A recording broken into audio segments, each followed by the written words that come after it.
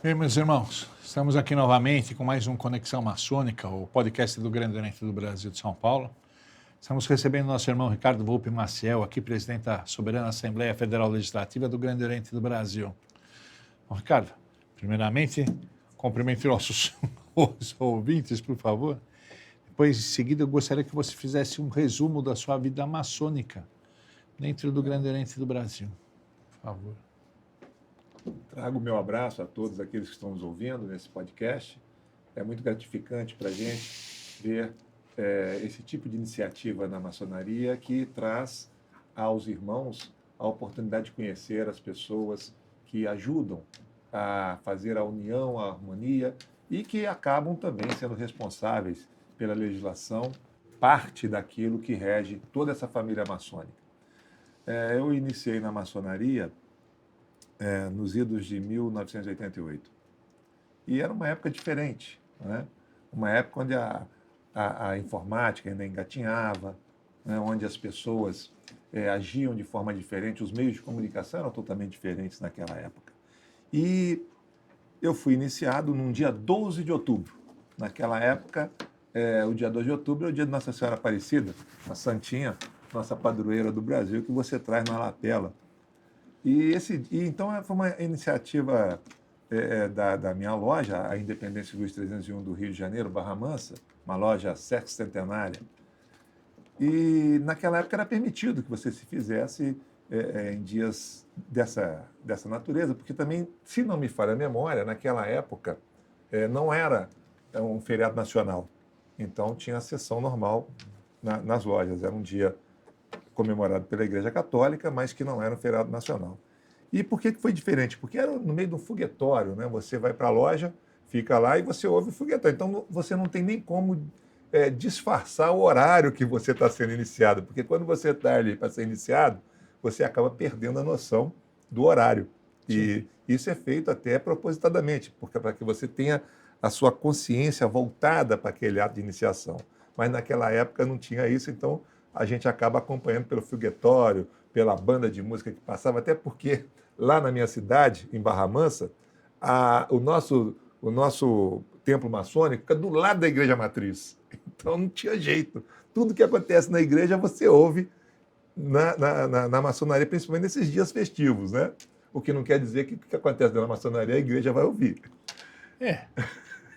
Pelo menos a gente imagina que é, né? E lá fui seguindo essa trajetória maçônica. Eu depois fui presidente do centro, depois que eu cheguei a mestre, cumprido os prazos, eu fui presidente do centro de estudos da minha loja, e depois eu fui para o conselho dos demolês, né? O conselho o conselho gestor dos demolês, consultor. Eu fiquei 10 anos lá. Poxa. E é muito legal, porque o capítulo de Barra Mansa é o 002. Ele tem 42 anos. É o capítulo mais antigo do Brasil e é o capítulo mais antigo da América Latina em atividade ininterrupta. E eu sempre gostei muito dessa história de demolê. Acho que os demolês devem ser abraçados pela maçonaria. Sem dúvida. A gente cuida desse jovem, e amanhã, isso não quer dizer que eles tenham que vir a ser maçons, mas existe uma grande possibilidade que eles venham a ser maçons e bons maçons. Nós temos aí, aqui em São Paulo mesmo, vários exemplos disso, onde meninos que começaram conosco são excelentes maçons e a nível de Brasil também. Então é muito importante. E foi nesse caminho que eu fui traçando a minha jornada na maçonaria, até chegar nos idos de 2005, onde eu acabei vindo, depois de vários cargos na loja, que eu acabei vindo para a Soberana Assembleia. Eu fui constituinte. E lá estou até hoje.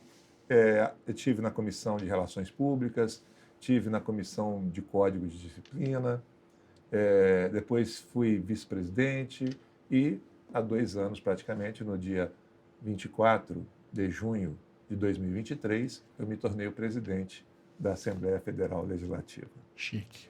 Essa, em tese, em poucas palavras, uma síntese apertada, é a minha trajetória dentro da nossa sacrossanta ordem maçônica. Muito bacana. Tem que malhar mesmo, né? Para crescer aqui dentro tem que malhar. Queria que você explicasse para o nosso povo maçônico aqui o seu cargo, como que é, suas obrigações, suas atribuições, seus direitos, tudo que você tem de obrigação e de benesse. Olha, eu costumo dizer que na maçonaria e na vida profana, o poder brilha como ouro, mas pesa como chumbo, né? As pessoas às vezes olham para a gente, para você, para mim, e falam: nossa, olha lá, o Ruberval é o nosso grão-mestre, olha como é que ele está lá, ele vai para tal lugar, vai para outro. Mas é exatamente essa atividade que a gente tem, quase que ininterrupta, é que é o grande, não só o grande problema que nós enfrentamos, porque é cansativo e às vezes nós fazemos com sacrifícios de pessoas que nos são queridas e que acabam esperando as nossas voltas, as nossas idas e vindas, enfim, mas também existe uma coisa que ontem, inclusive lá em São Carlos, eu estava lá com você e você teve a felicidade de dizer o seguinte, é uma verdade que acontece comigo também. A gente tem trabalho, mas a gente se diverte e a gente É fica muito isso. feliz, né? Aí eu me lembro que na minha vida profana, quando eu estava em Brasília, no mundo profano, na Câmara Federal, o Ulisses Guimarães tinha uma fala muito interessante. Uma vez perguntaram para ele se ele era feliz. E ele disse: eu sou feliz, porque eu fiz do meu mistério o meu prazer. Eu acho que o maçom, que tem um cargo de eminente, de soberano, de presidente de uma soberana assembleia, de um venerável, se ele fizer daquela função uma alegria, ele vai ser feliz, porque ali está o prazer que ele tem de prestar a fraternidade, de promover a igualdade e a liberdade e, acima de tudo, a benemerência. Então, na SAFEL, o presidente ele é o responsável por toda a gestão administrativa da Assembleia. A gestão administrativa diz respeito à publicação de atos, à realização de orçamentos, à fiscalização dos gastos do Executivo de modo geral, e tem as funções legislativas, que são as funções que você faz as leis, que você coloca em votação, que você dirige as sessões. Hoje nós temos 4 sessões por ano. 2 presenciais, que ocorrem no terceiro sábado de junho e no primeiro sábado de dezembro. E 2 híbridas, presenciais e virtuais, que hoje são itinerantes, depois eu vou explicar sobre isso, que acontecem no terceiro sábado de março e no terceiro sábado de setembro. Isso é constitucional, então você não tem como mudar. Você faz as sessões de acordo com o que é determinado pela Constituição. E aí você coloca lá, além de você coordenar o trabalho das comissões, para que tenham os pareceres que embasam ou digam que essas proposições, esses projetos de leis, essas emendas constitucionais são legais ou não, você coordena esse grupo de trabalho e você coloca isso em pauta e passa a votar dentro do regimento interno, conduz as votações, verifica se as votações estão dentro da legalidade, proclama os resultados e encaminha para quem de direito aquilo que foi votado.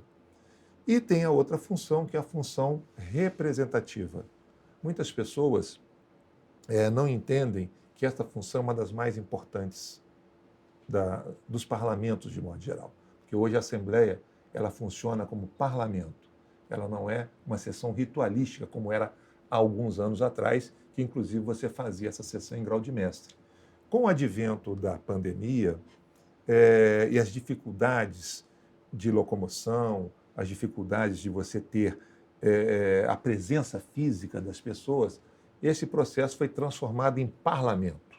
Então, o presidente da Assembleia passou a ser chamado de presidente, o orador de procurador, e aí você tem o vice-presidente, que era o primeiro vigilante, o segundo vice-presidente, que era o segundo vigilante. Você adaptou esse ordenamento ritualístico a um ordenamento de parlamentar, né, de parlamento, não parlamentarismo, uma coisa diferente da outra. Então, funciona dessa forma, o meu eminente Ruberval. A gente faz as sessões virtuais, a gente coordena, a gente administra, a gente fiscaliza e a gente representa. Voltando ao que você falou de visitação, de que o povo acha que é fácil, não é? Cansativo.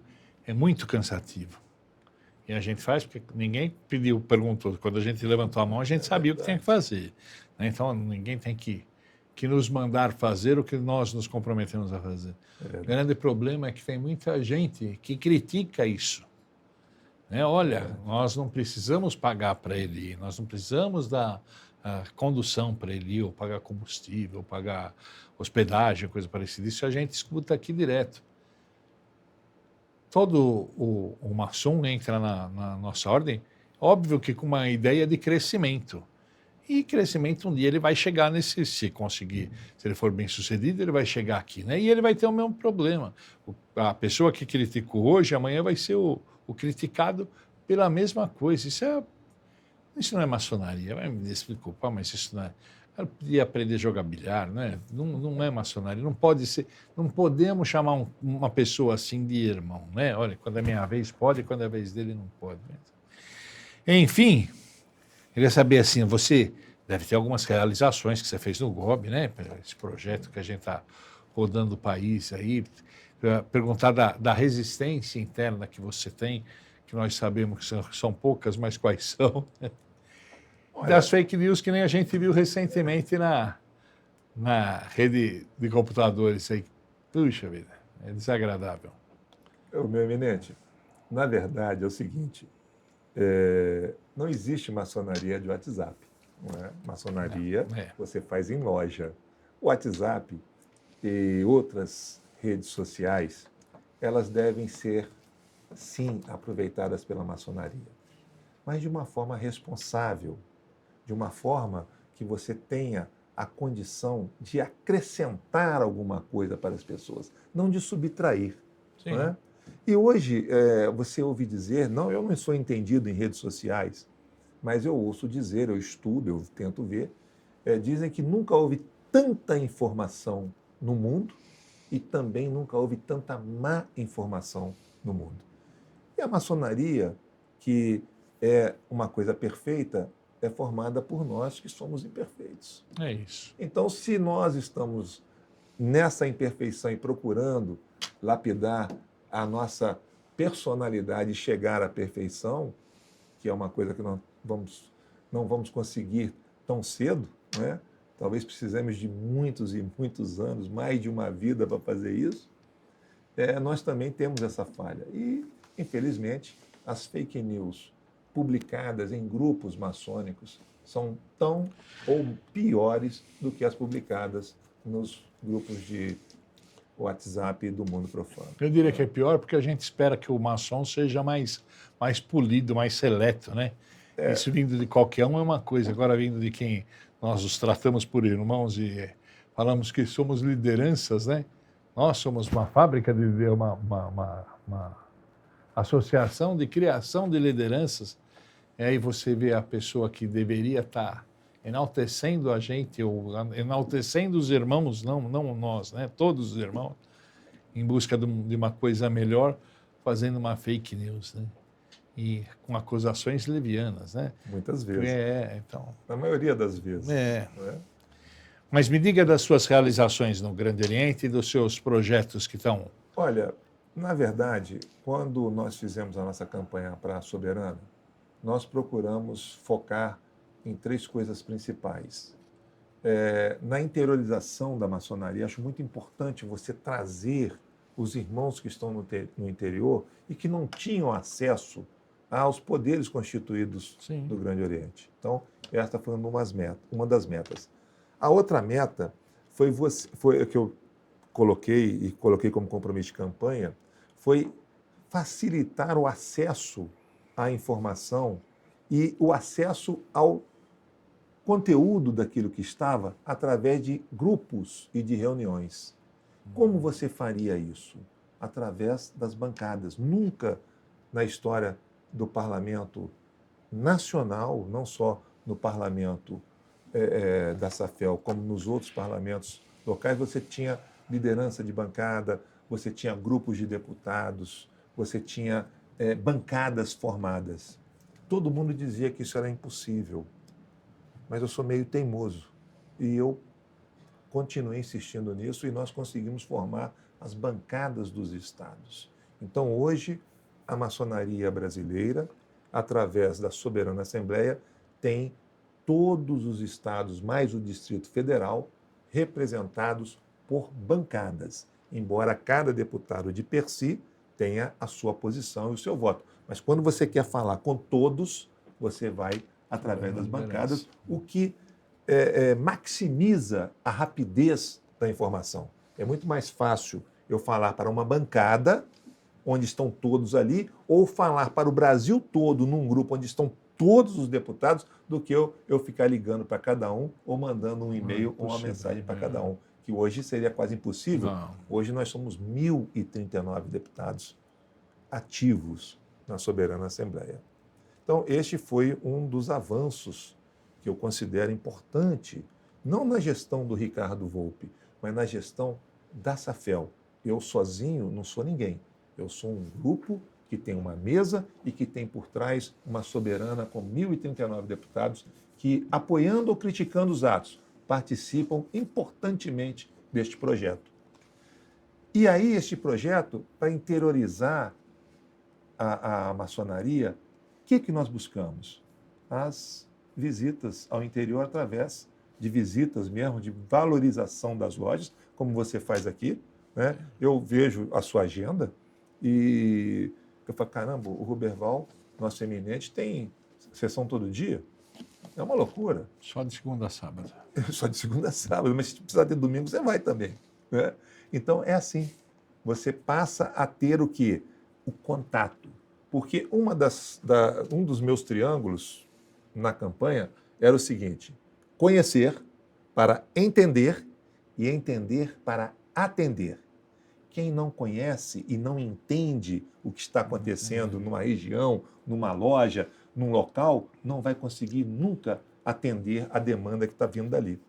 A ideia dessa gestão foi quebrar aquele paradigma, né, que o grão-mestre é uma figura intocável, né, que é um ser superior, que é uma entidade... Quase uma divindade. Né? Então a gente tem que ir na loja e mostrar que nós somos iguais a todo mundo. Quando você foi convidado, não falaram que era todo mundo igual? Sim, Por que na minha vez tem que fazer espadinha, tem que fazer coisa diferente? É verdade. Né? E a gente já viu o grão-mestre que punha o paramento, parecia que estava recebendo uma entidade. Falamos isso ontem, inclusive. Ontem, é verdade, né? Lá em São Carlos. Isso, mas é uma estupidez, né? Nós estamos lá marcados para falar, olha, estou aqui para servir, né? Está aqui bonitinho para chamar atenção, porque nós somos os servidores aqui, nós estamos aqui para ser servidos, né?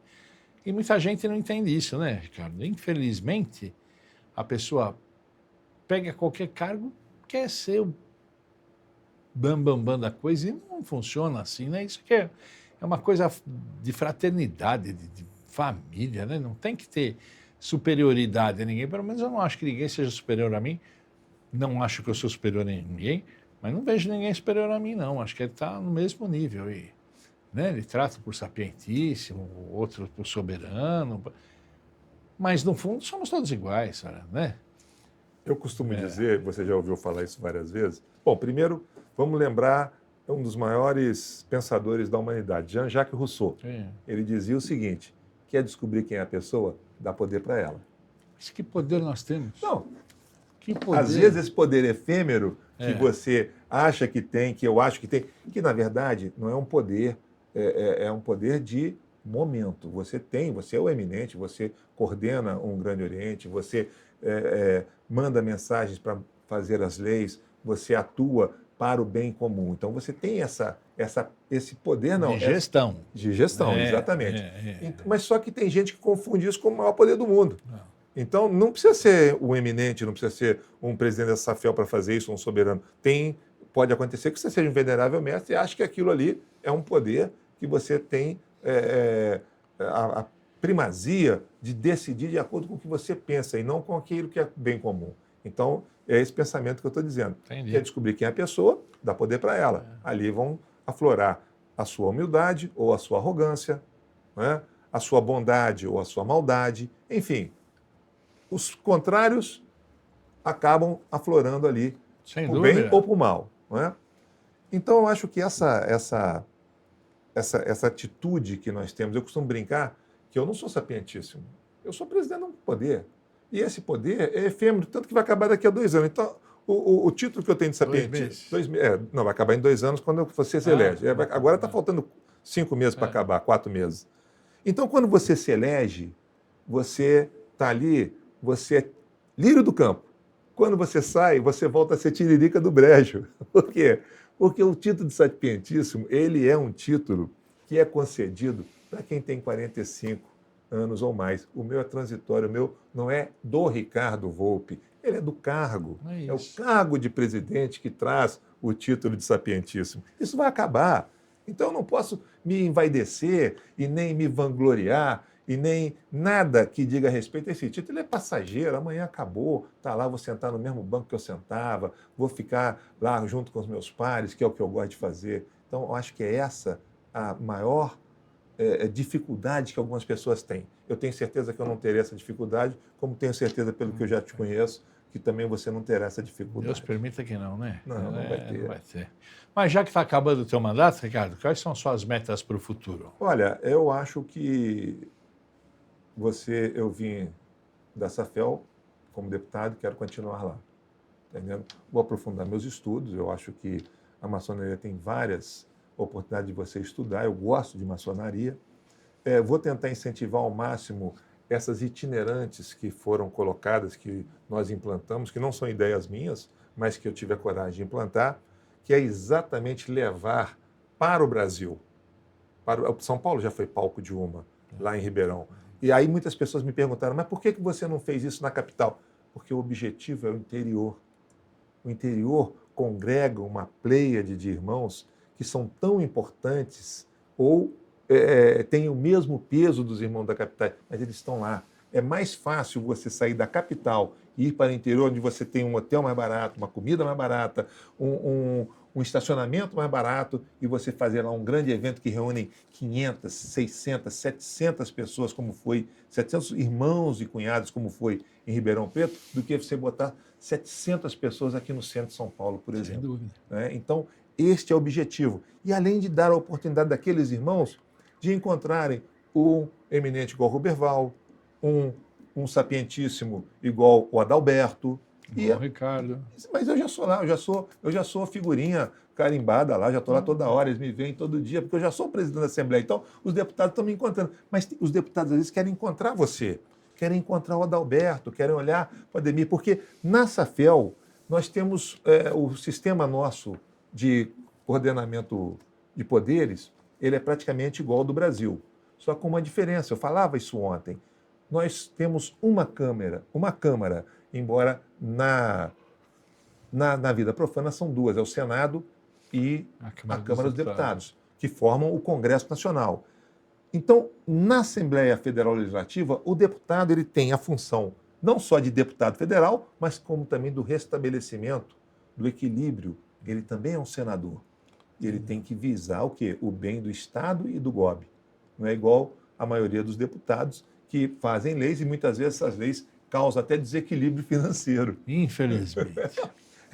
É do jogo, é do jogo. Faz parte. O jogo legislativo, o jogo político do executivo é esse. E a maçonaria não fugiu desse jogo, porque é aquilo que nós falávamos lá atrás. De homens. Exatamente. É isso. Então, a nossa meta é continuar incentivando esse deslocamento para o interior, continuar participando, onde for possível, dessas sessões que são muito importantes no interior. Não é? Eu costumo dizer que eu tenho algumas sessões memoráveis. Eu tenho sessões que eu fui lá em Limoeiro do Norte, no sertão do Ceará, que a loja faz um trabalho para 3.000 crianças. Firminópolis, agora no coração do Brasil, a maçonaria abraçou todas as crianças em idade escolar na cidade e toda a parte pedagógica e os programas são feitos pela maçonaria. E talvez tenha ido numa das maiores sessões da história da maçonaria brasileira. Eu fui numa sessão em Feira de Santana que tinham 76 lojas e 800 irmãos. Que maravilha, hein? Foi uma sessão branca, teve que ser a portas abertas. E tinha sessão até branca porque nós fazemos sessão negra? O nome é branca. É pública. Tudo bem, uma sessão pública. É que eu ainda sou do antigo ainda. Aqueles são do candomblé que faz sessão branca. Eu sou dos antigos ainda, eu uso essa denominação lá de trás, de 35 anos atrás ainda. Fizemos a sessão pública e essa sessão tinha 800 irmãos e mais cerca de 600 convidados. Coisa Então, talvez bacana, tenha sido uma das maiores sessões que eu fui na minha vida. Sapientíssimo, nós somos escravos aqui do tempo. Sim, eu sei. É. Rádio e TV é assim. Nossa diretora já mandou uma plaquinha dizendo que a gente já está sem tempo. Então, Já piscou a luz vermelha na É. minha frente. 5 minutinhos para você falar o que você Não quiser preciso para o nosso povo maçônico. Não, mas é um prazer ouvir você. Eu quero primeiro agradecer a oportunidade que estou tendo, parabenizando o nosso eminente, toda essa equipe aqui. Eu costumo dizer que os homens e as mulheres das carrapetas são aquelas, né? Ali são tão importantes ou mais importantes que nós, porque eles nos colocam no ar, né? Com toda essa modernidade, com toda essa gama de eletrônicos, softwares e outras coisas mais que nós temos, para a gente ir aí para a tua casa, para a gente falar com você, olhar no teu olho. Se não fosse aquele pessoal ali, nós não estaríamos aqui conseguindo isso. É isso. Dizer que é uma alegria e te parabenizar. Que Acho é você, sem nenhum favor, uma das figuras mais emblemáticas da maçonaria hoje. Acho importante Obrigado. o trabalho que você vem fazendo e, principalmente, da interiorização da maçonaria aqui de São Paulo. Então, e agradeço a você essa oportunidade que eu tive. Muito prazer e alegria te receber aqui. De verdade, fico feliz. Você é meu amigo, independente de ser meu irmão, você é meu amigo. Imagino que a gente vai andar alguns pares de anos ainda juntos, Se né? Deus, o grande arquiteto do universo assim permitir, Ricardo. sim, claro. Dizer que o Grande Oriente do Brasil de São Paulo está à sua disposição, a turma toda nossa aqui tá feliz de te receber e Obrigado. ter acesso aos teus conhecimentos. Muito obrigado. Agradecer a todos os nossos irmãos que acompanharam essa conexão maçônica, né, esse podcast de hoje. Convidá-los a assistir os outros vídeos que nós fizemos, os outros podcasts que nós fizemos, e dizer que estamos aqui à disposição de todos os gobianos do estado de São Paulo, que está do resto do país, que a gente puder ajudar, né, porque estamos à disposição sempre. Muito obrigado, Ricardo, muito obrigado a todos vocês.